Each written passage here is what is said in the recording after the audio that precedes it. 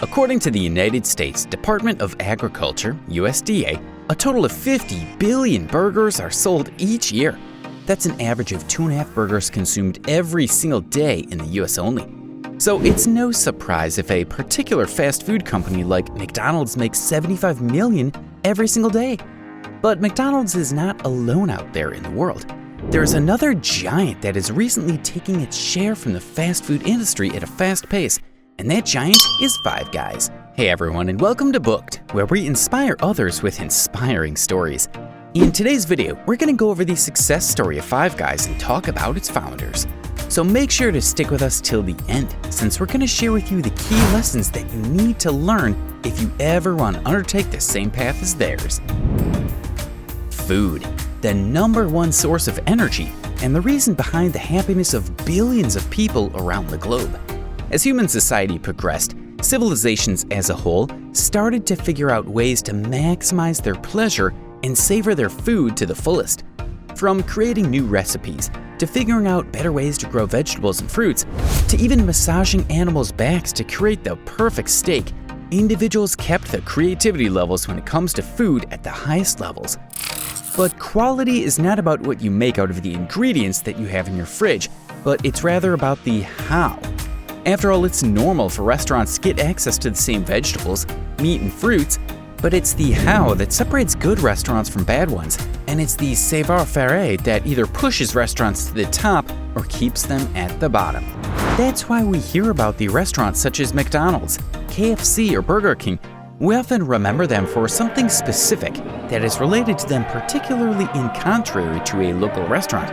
And what follows is the story of one unique restaurant that got into the food industry with one crazy concept, got into franchising, and managed to compete against the big dogs.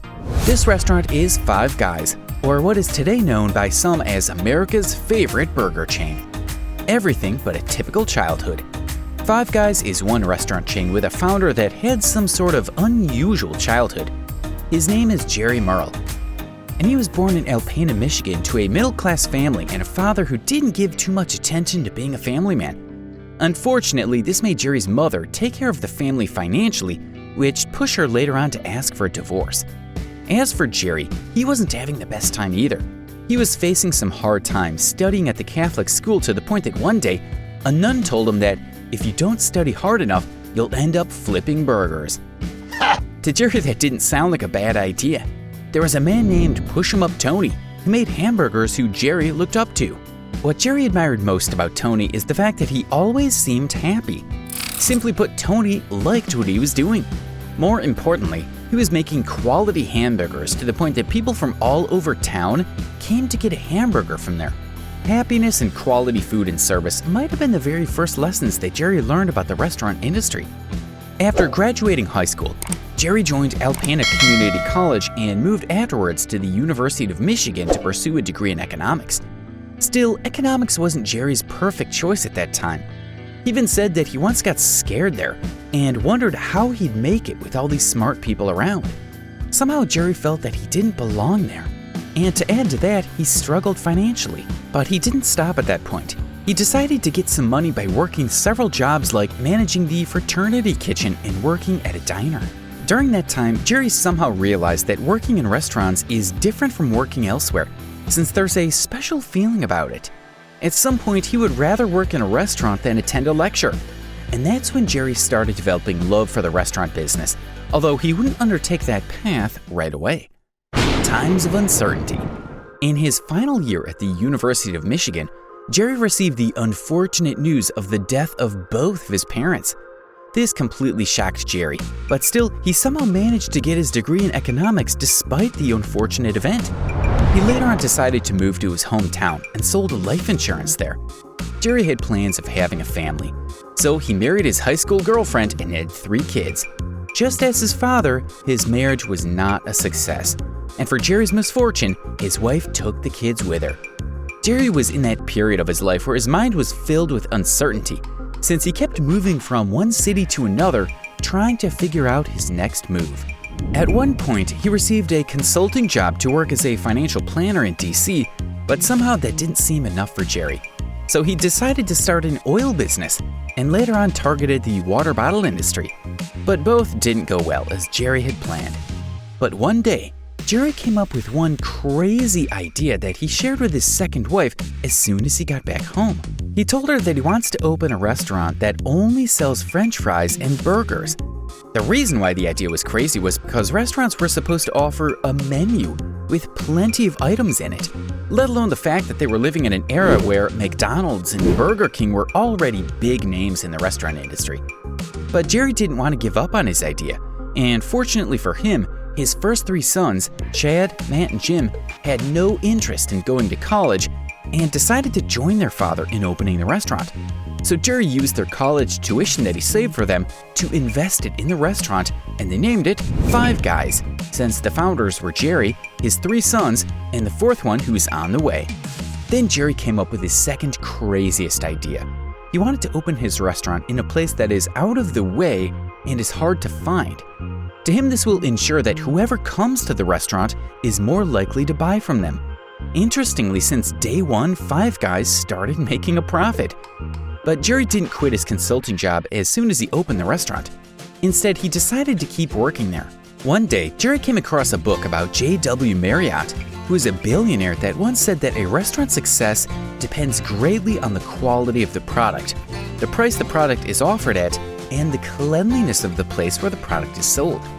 Interestingly, this became the foundation of Five Guys, so the restaurant started making more profits day after another and was becoming more and more successful as each day passed. Five Guys was indeed making its way to the top at a fast pace, and the Five Guys burger, despite being 3 times more expensive than McDonald's, deserved every penny. Five Guys to the moon.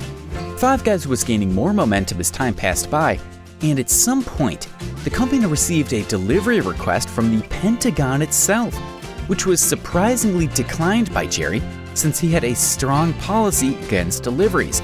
To Jerry, if your business is offering deliveries, this means that it's in a problem. He even decided once to hang a 22-foot-long banner that said absolutely no delivery. From that point on, Jerry and his sons started thinking of expansion to other places, which indeed happened and allowed Jerry to quit his first job. At a later stage, the company even opted for franchising, although Jerry was too skeptical about the idea. But when they brought Mark Mosley, a former NFL player who sold franchises to other companies, Jerry started to see the benefits of franchising, since Mosley managed to sell 3,500 franchises all over the US within only a couple of years. Now, Five Guys is present not only in the US, but it's also in Canada, the UK, the Middle East, Europe, and even in Asia. Some sources state that a typical Five Guys franchisee makes around $1.2 million in revenues every single year. And in 2014, Five Guys was found to surpass the $1 billion annual revenue, with a market valuation between $2 and $5 billion. Jerry did end up flipping burgers, but this took him to the moon. Lessons to learn from Five Guys' story. Keep moving. When Jerry faced his difficult situations and in times of uncertainty, he made sure that he was doing one thing that would allow him to make progress, no matter how insignificant it might be. He kept moving. He kept trying new things until he managed to bring to life a successful business. Focus on quality. When Jerry started Five Guys, he didn't focus on finding the best place that could attract as many customers or a spot with a parking lot. Instead, he focused on providing and maintaining good quality food. Even when Jerry's sons thought of franchising, the company was not negatively affected because food quality was the company's backbone. Never give up on your principles. Jerry had a set of principles that allowed him to found a successful business.